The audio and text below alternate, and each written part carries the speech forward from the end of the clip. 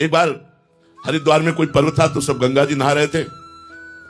माता पार्वती जी ने कहा कितने पुण्यात्मा भारतवासी हैं, देखो हरिद्वार में गंगा नहा रहे हैं।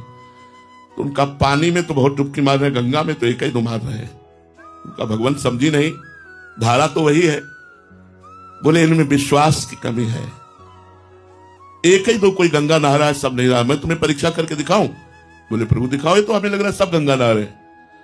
वहीं से फिसल करके गड्ढे में गिर जाने वाले वृद्ध रूप को धारण किया और वो नाटक किया। पार्वती जी से कहा तुम साधारण नारी रूप रख करके यहां बैठो और सबसे कहो जो मैं कहूं कि भैया हमारे पति को निकाल दीजिए, मेरे में सामर्थ्य नहीं कि मैं निकाल सकूं, थोड़ा सहयोग कर दीजिए। पर रुको, यदि आप निष्पाप हो तो मेरे पति को छूना, नहीं तो भस्म हो जाओगे। जो निकले भैया हमारे पति को थोड़ा सहयोग करके निकलवा दीजिए। वो जो ही निकालने के लिए तो कहा निष्पाप हो तो, नहीं तो भस्म हो जाओगे। तो अंदर आता पाप तो बहुत किए हैं। कोई कोई तो सुनते ही नहीं थे, कोई कोई सुनकर थोड़ा रुकते और जब पार्वती जी की बात सुनते तो चल देते। उदाहरण में बता रहे, एक आदमी आया, पार्वती जी ने कहा भैया निकाल दो। उसने गंगा जल रखा और कहा बहन अभी निकाल देता हूं।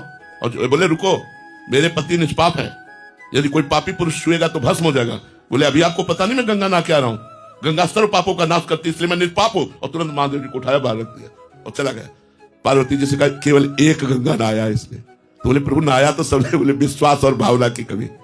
विश्वास और भाव, एक को विश्वास है जिन गंगा जी का नाम श्रवण मात्र से सर्व पाप नष्ट हो जाते। गंगा गंगा योजना नाम सतैरव, 100 कोस से दूर कोई बोले गंगा गंगा तो उसका पाप नष्ट हो जाता है। मैं तो गंगा में स्नान करके आ रहा हूं, मैं पापी कैसे रह सकता हूं? उसको विश्वास है, विश्वास के कारण उसने महादेव जी को 1 मिनट में बाहर निकाल के रख दिया और उसी को महादेव जी ने कहा ये गंगा स्नान करके आ रहा है।